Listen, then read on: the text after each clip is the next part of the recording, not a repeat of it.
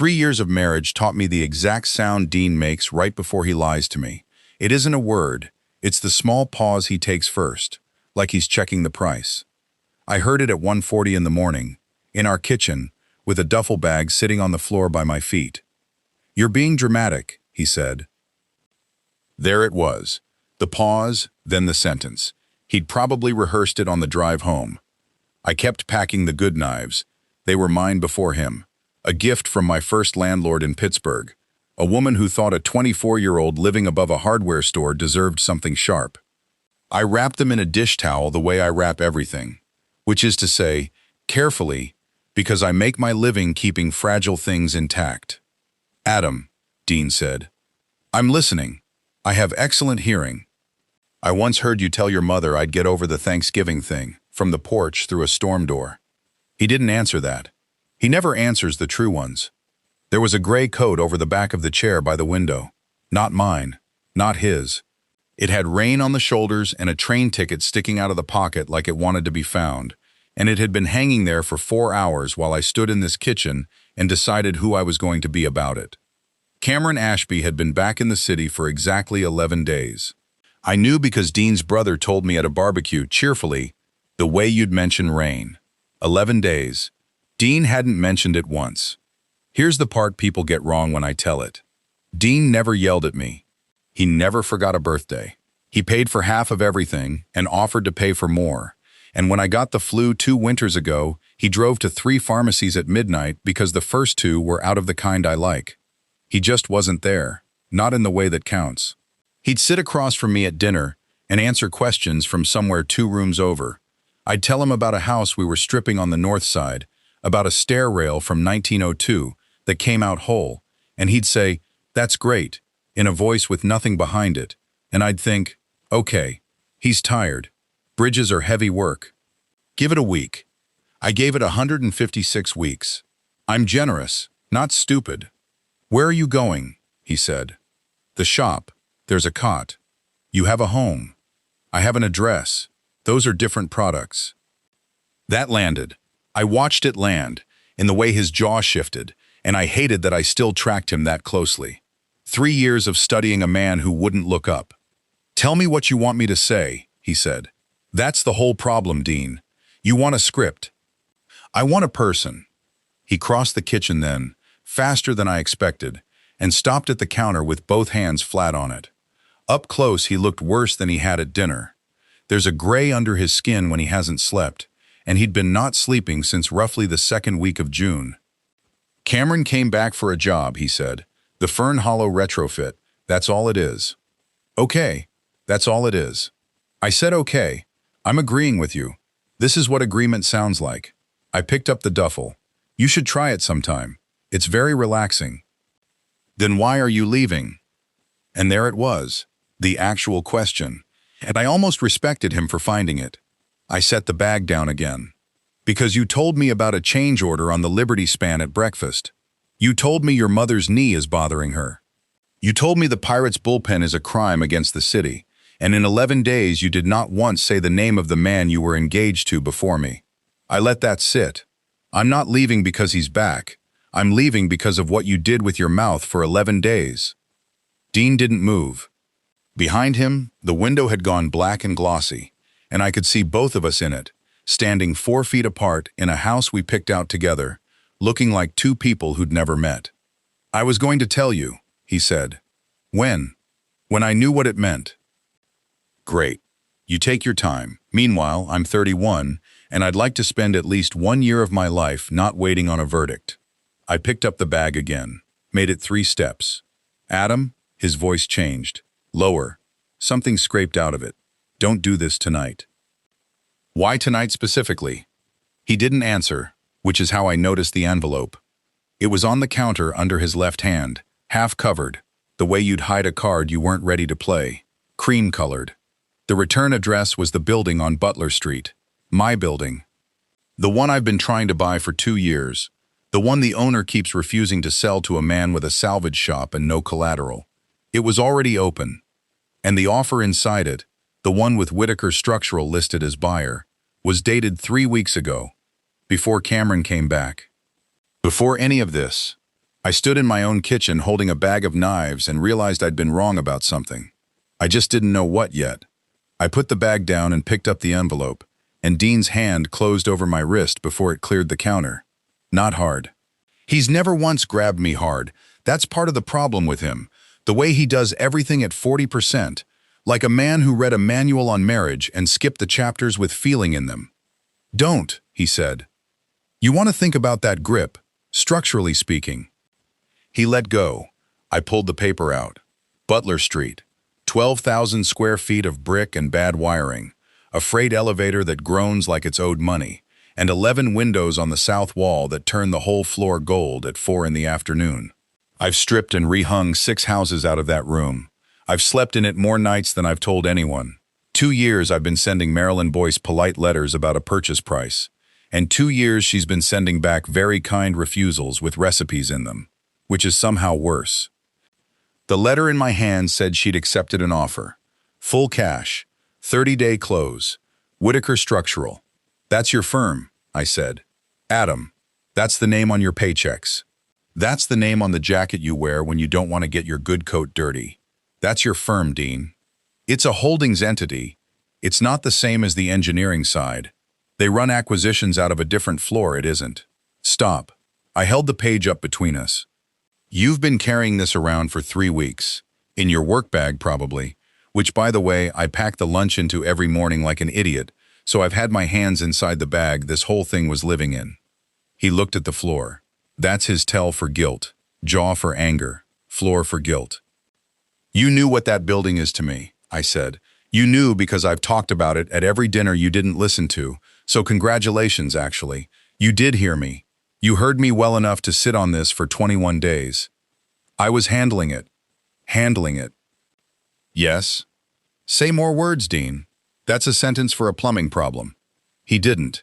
He stood there with both hands on the counter and said nothing, and I felt something in my chest go quiet in a way I didn't like. Anger I can work with. Anger is fuel. What came over me instead was the flat, sick calm of a man watching a wall come down that he built himself, brick by brick, over 3 years, out of excuses. So I looked at the signature line. Because I'm thorough. Because if you're going to bleed, you may as well know what cut you. C. Ashby, Vice President, Acquisitions. I read it twice. The second time was for spite. He's an engineer, I said. You told me he was an engineer. He was. He signs your company's purchases now. He came back for the Fern Hollow job. The acquisitions title came with it. It's a... You said he came back for a job. You said that 14 minutes ago, standing right there, and you let it sound like he came back to look at a bridge. My voice stayed level. I was proud of it. He came back with the authority to buy my life out from under me, and you let me think it was a bridge. Dean lifted his head, and for the first time all night he looked at me straight on, and something moved through his face that I couldn't name and didn't have time to sit with. He's not doing it to hurt you, he said. Oh, good. That's the part I was worried about. His feelings. Adam, don't say my name like it's a leash. Then stop walking to the door long enough for me to... To what? I said, explain? You've had 3 weeks and 11 days and 156 weeks before that. You've had more time than most people get to say anything at all to anybody. The refrigerator kicked on behind me. That's the noise I remember most from that kitchen. That low mechanical hum under every fight we never actually had, filling in for the words neither of us said. I set the letter down on the counter, squared the edge, because apparently I'm a person who tidies during a collapse.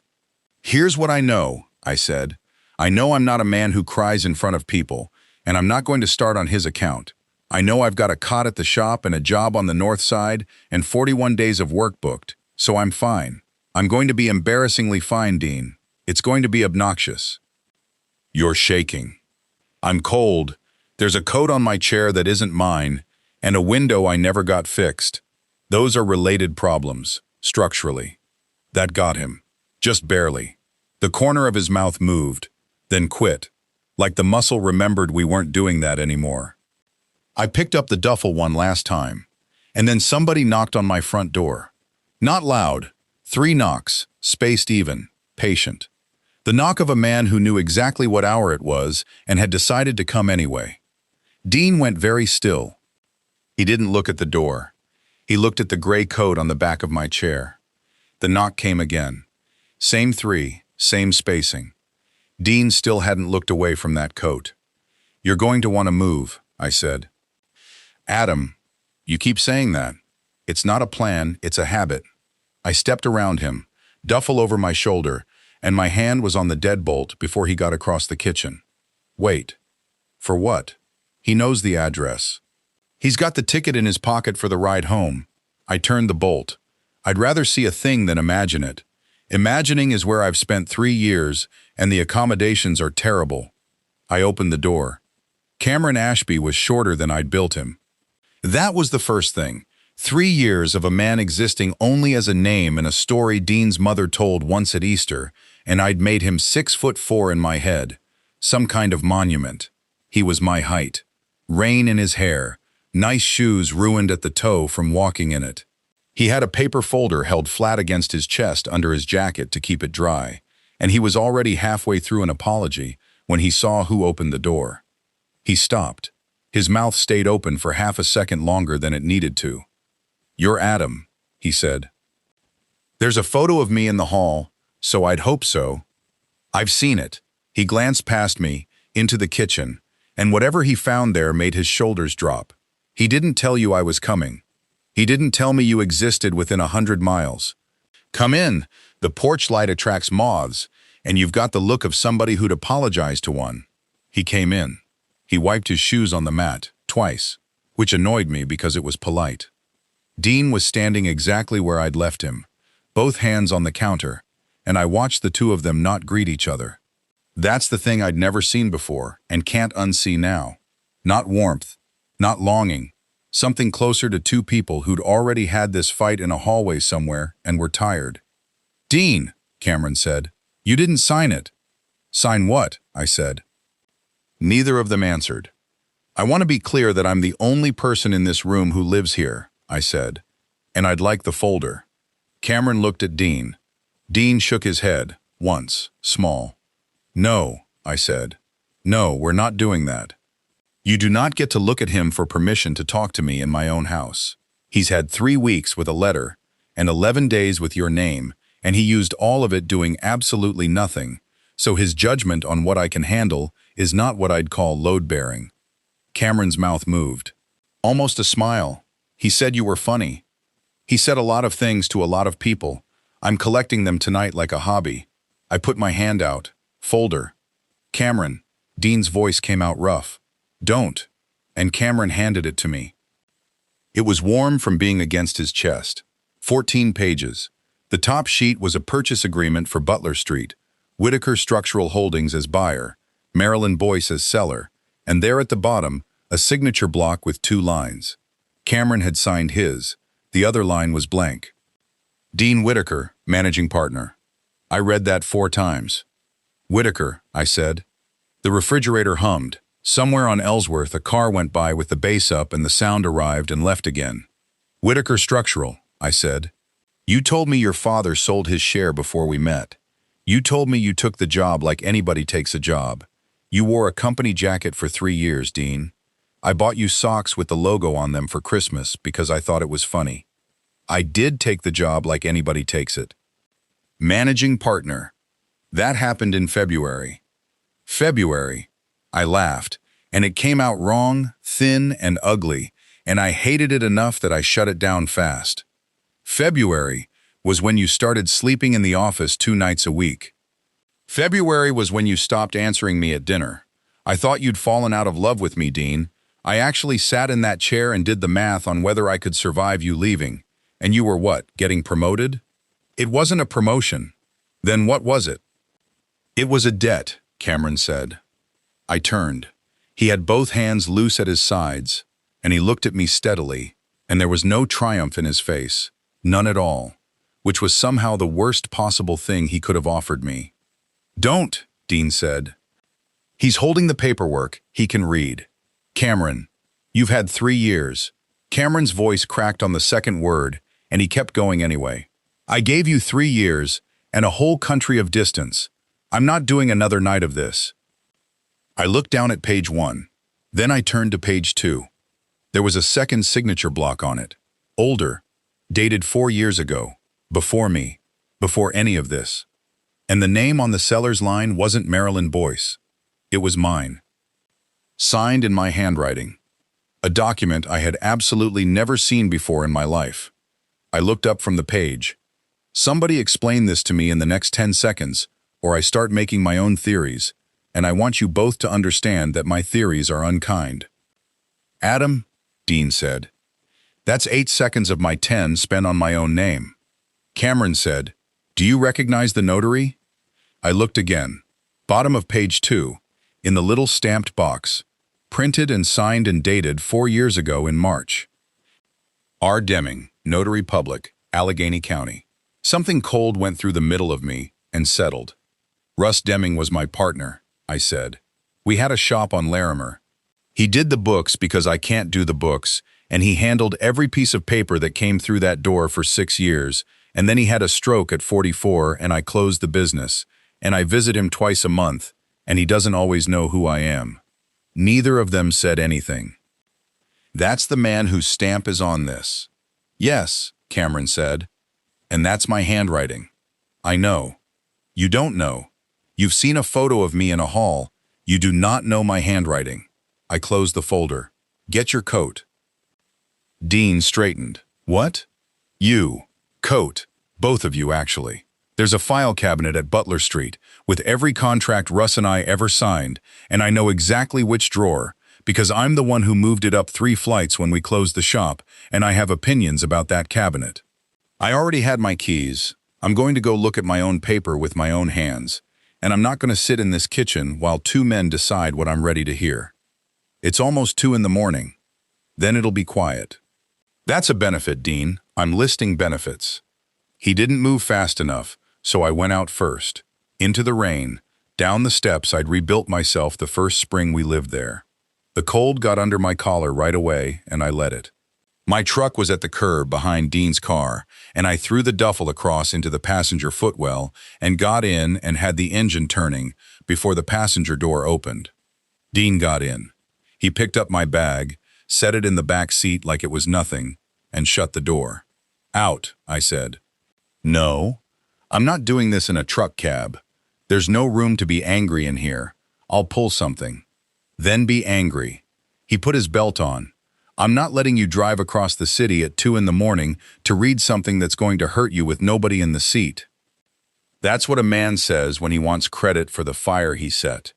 He looked straight ahead through the windshield. The wipers weren't on yet, and the streetlight came through the water in long streaks across his face. That's fair, he said. Which took the swing right out of me, because I'd loaded the whole arm. Headlights swung in behind us. Cameron, in a rental with a Fern Hollow parking tag hanging from the mirror, waiting to follow. Of course he had a parking tag already. 11 days and the man had credentials. I pulled out onto Ellsworth.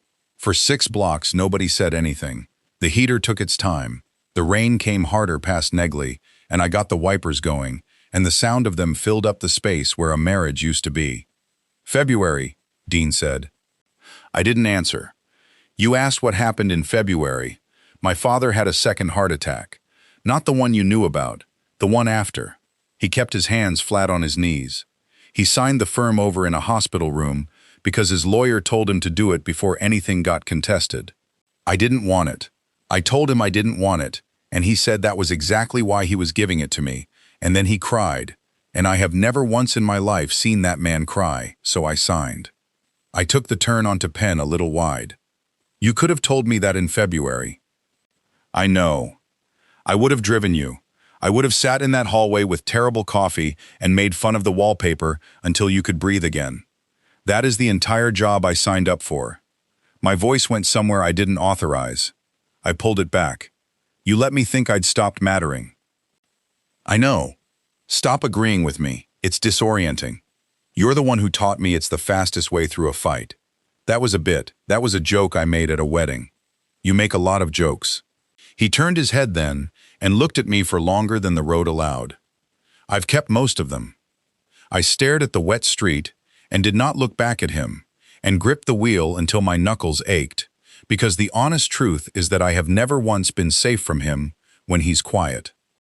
Butler Street came up on the right. Brick and 11 dark windows and the loading door I've painted twice. There was a light on inside. 3rd floor. My floor. Nobody has a key to that floor except me. I pulled up hard at the curb, and behind us Cameron's headlights stopped too, and I heard his door open before mine did. "Adam," he called through the rain. "Don't go up alone." I got out anyway. The rain hit me full across the shoulders, and I went for the loading door with my keys already sorted by feel, and I heard Cameron's shoes slapping the wet sidewalk behind me, and Dean's after that. "There's a man in my building," I said. "The one everybody's decided I can't handle information about. So no, I'm not standing on the curb." "I'm not saying stand on the curb." Cameron caught up beside me, coat soaked through at the shoulders. "I'm saying I know who it is."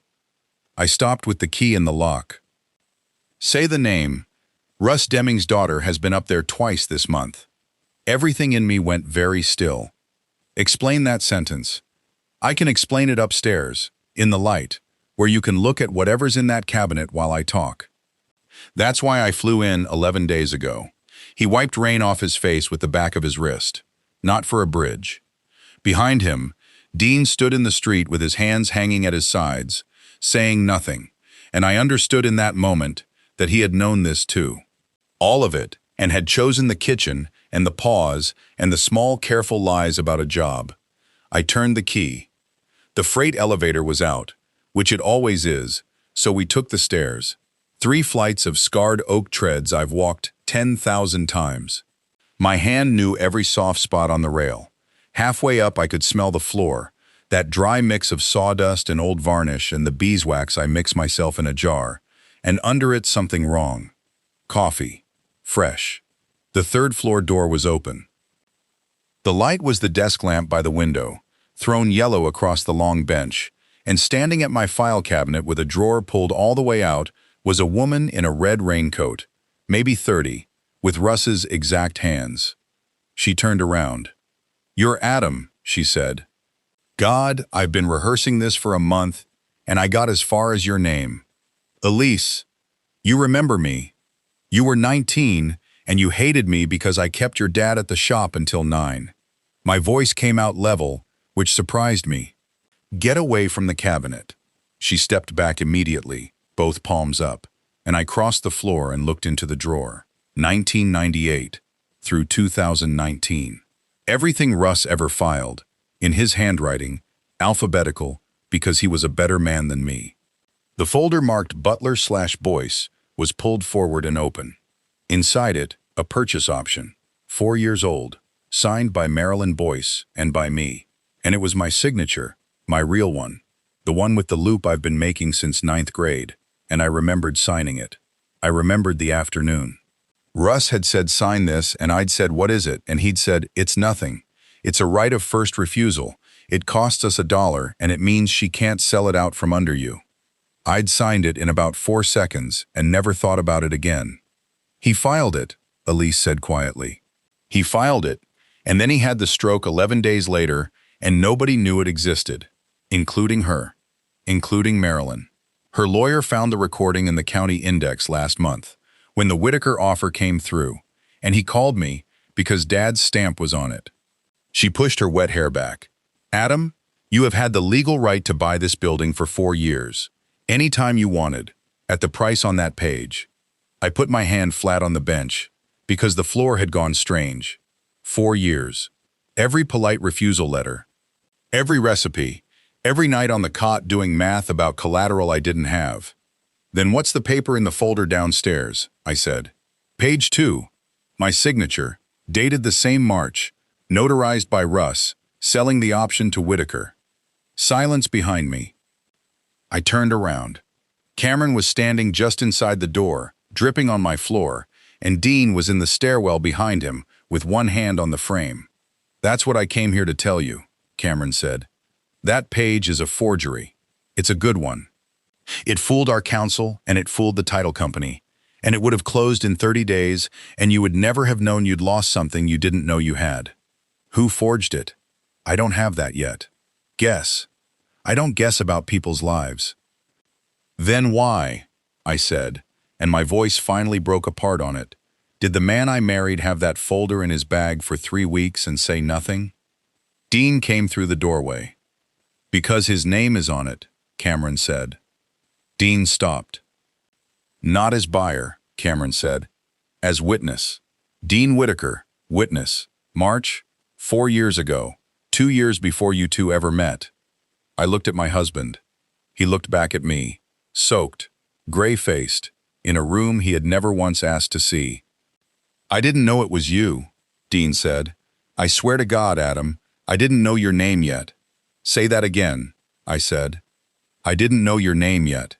No, the other part. Dean came another step into the room and stopped where the lamp caught him. I witnessed a signature 4 years ago, in a conference room on the 11th floor. My father put a page in front of me and said sign as witness, and I did, because I was 29 and I signed 40 things a week, and none of them were ever about a person. You watched a man sign my name. I watched a man sign a page. His voice went thin. I don't remember him. I have tried, Adam. 3 weeks I have tried to put a face in that chair, and there isn't one. That's the whole reason I couldn't tell you. Not because I was protecting you. Because I could not stand to walk into our kitchen and say, I might have helped somebody steal the thing you want most, and I can't even tell you who.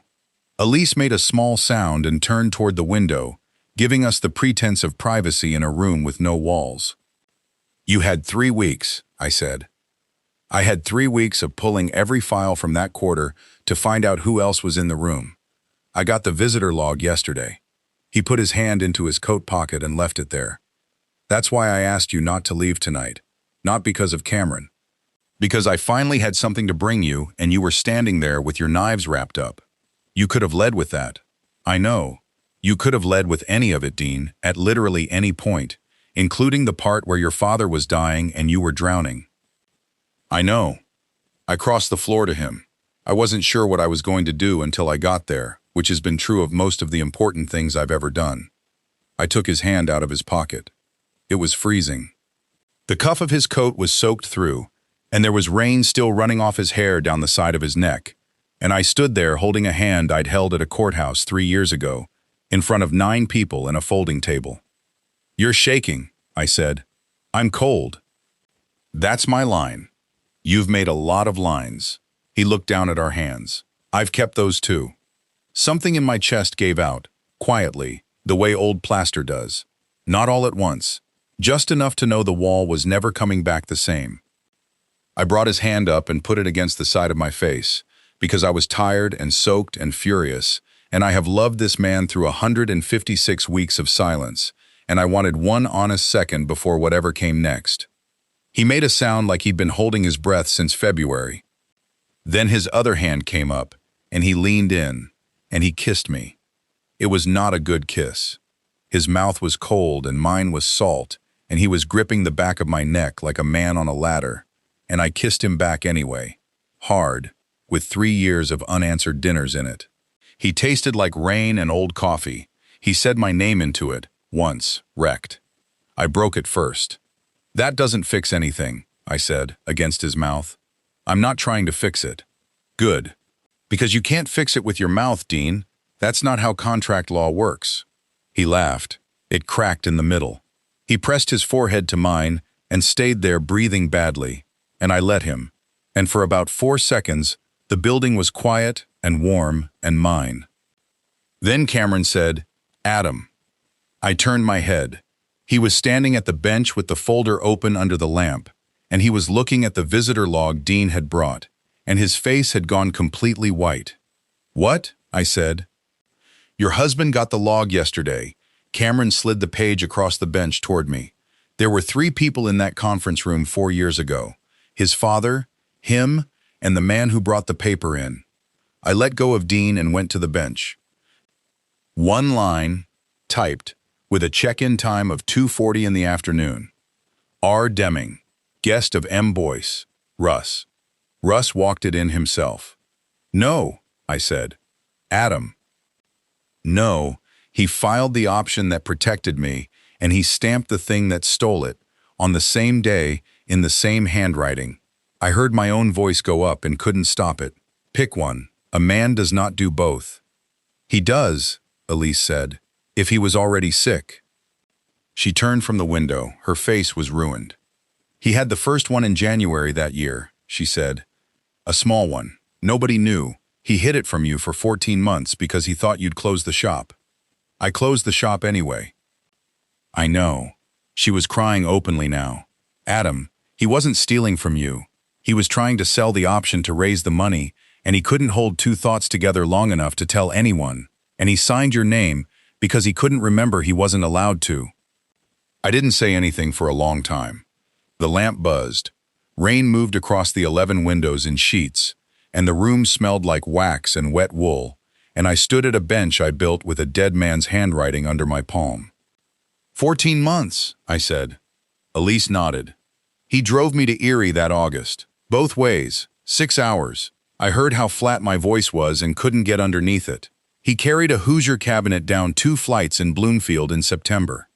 He told me my truck sounded like a dog dying, and he was right, and he sat in the lot on Larimer and helped me price a job for 2 hours in October, and the whole time, yes. Why didn't he tell me? Because you'd have closed the shop. She was still crying, wiping it away like it annoyed her, which is exactly what Russ did. You'd have closed it and made him rest, and he knew it. He said you were the only person he'd ever worked with who'd choose a man over a business, and he loved you for it, and he was not going to let you prove it. I looked down at the log again. R. Deming, guest of M. Boyce, 2:40 in the afternoon. He walked into that building, I said, to sell the one thing he'd bought to protect me. For the money, for treatment. He'd have paid it back, he'd have put the building in your hands, he had a whole plan in a notebook, and none of it makes sense past about page 4. He forged my name. He forgot it was yours. And that was the sentence that took my legs. I sat down on the edge of my own bench with the wet coat pulling at my shoulders, and I put my hands over my face, and I did the thing I had told 2 men in a kitchen 4 hours ago that I do not do in front of people. Somebody's hand landed between my shoulder blades. I knew the weight of it, 3 years of that exact hand on that exact spot. Don't, I said. He didn't move it. Dean, I'm not fixing anything, he said. I'm just here. I let him stay.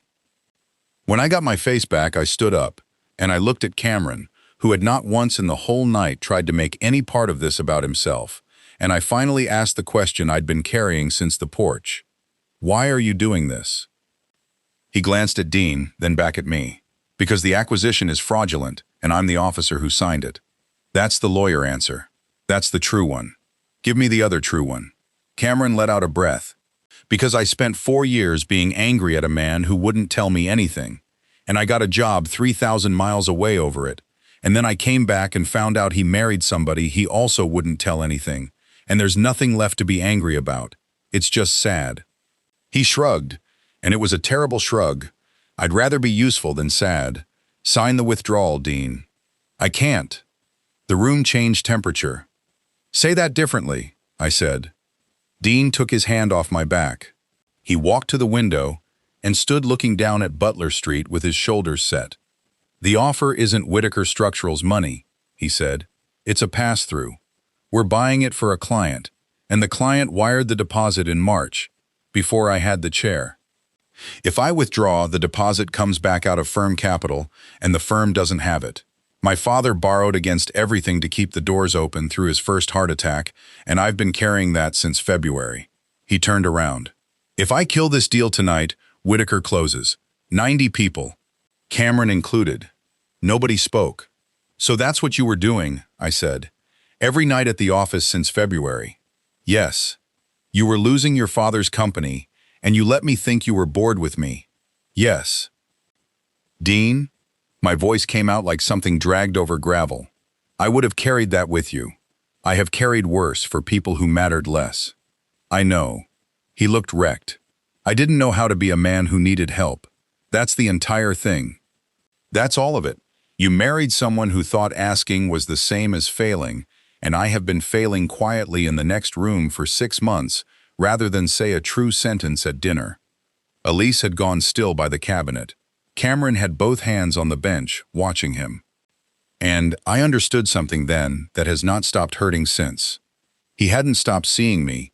He'd been in the room the whole time, drowning, watching me set the table. "Who's the client?" I said. Dean didn't answer.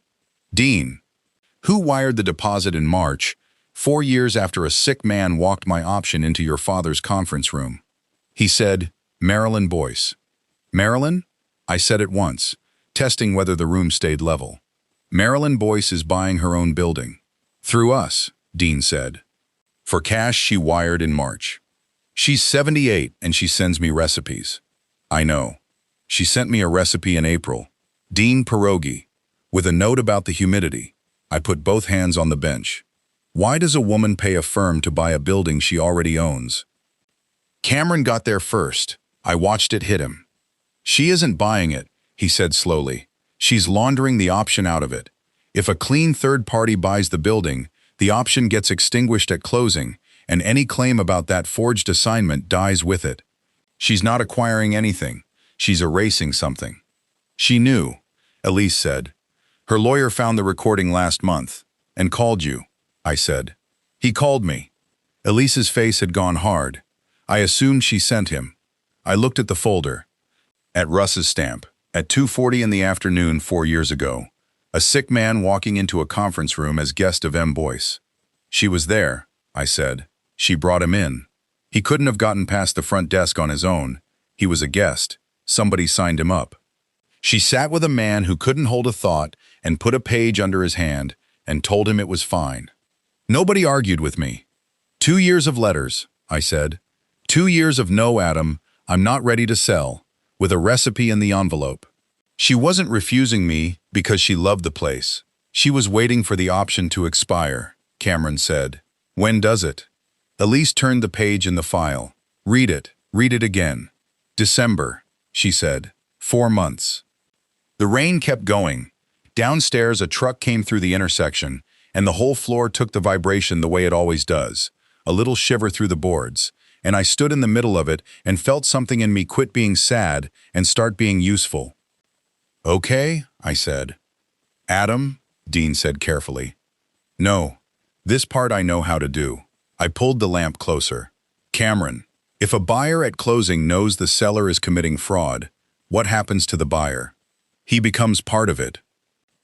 "So you can't close?" "Legally, I can't close. Practically, if I don't, the deposit unwinds and the firm goes under in about 6 weeks. 90 people, Dean said. 90 people, I agreed. Including a man who moved back across a country for you and got handed a title he didn't want, which is the family business apparently. Cameron made a noise that was almost a laugh. "So we don't withdraw," I said. Both of them looked at me. "You don't kill the deal, Dean. You can't. And killing it doesn't help me anyway. Because if Whitaker walks, she just finds another firm with fewer scruples and a shorter memory, and I lose the building in December quietly instead of loudly." I tapped the option.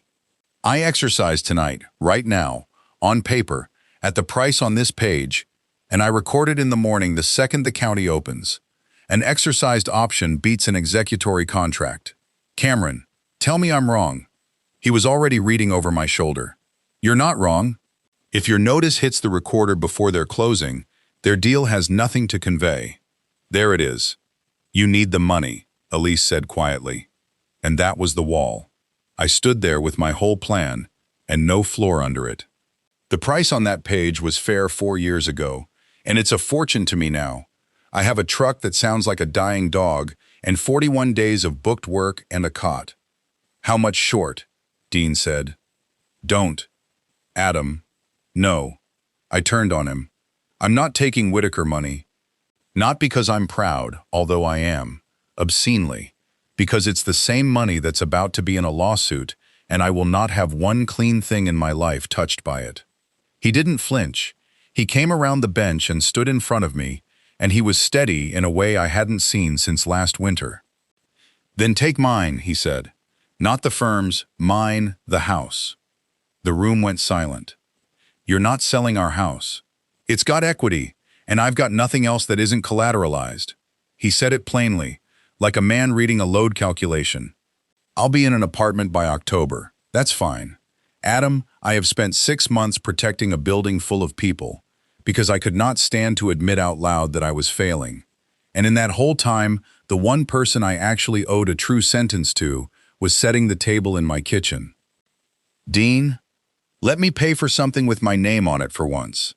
I looked at him, soaked, gray, 34 years old, and finally standing in the room. That's not how you get me back, I said. I know. Because I might not come back. I know that too. His mouth went unsteady. Do it anyway. Okay, I said. Dean's face did something complicated. Okay? Not the house. Adam. Listen to me before you get noble at me again. Because you're bad at it and I'm the one who has to watch. I pulled the option toward me. You don't sell the house. Marilyn does. Cameron looked up sharply. The deposit's in escrow, I said. She wired it in March to a firm she's now going to be in litigation with. Cameron, if a client instructs a fiduciary to complete a transaction the fiduciary knows is fraudulent, what does the firm do with the money? It doesn't disperse it. It interpleads it and lets a judge decide. So Whitaker doesn't lose the deposit. Whitaker holds the deposit. He was already ahead of me. Indefinitely. That's not capital. We can't spend it. But it doesn't leave the balance sheet either. It buys us months. Months is not a rescue, Dean said. No, months is time to raise real money without a gun to your head. I put my hand flat on the page. And I'm not asking you to save my building.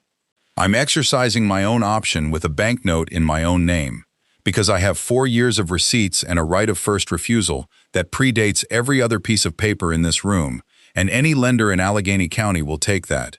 It's the collateral I've been telling Marilyn I didn't have. She let me believe it. She had it filed away in a drawer she thought nobody would ever open. Elise laughed. It came out half a sob. Dad opened it. Your father opened it, I said, 11 days before he lost the ability to tell me he had. She put her hand over her mouth. Elise, when I close on this building, his name goes on the wall by the freight door. First floor, where everybody who walks in has to read it. Adam. It's not charity. He was my partner and it's his shop too, and I want people to have to say Deming out loud in that room for the next 50 years.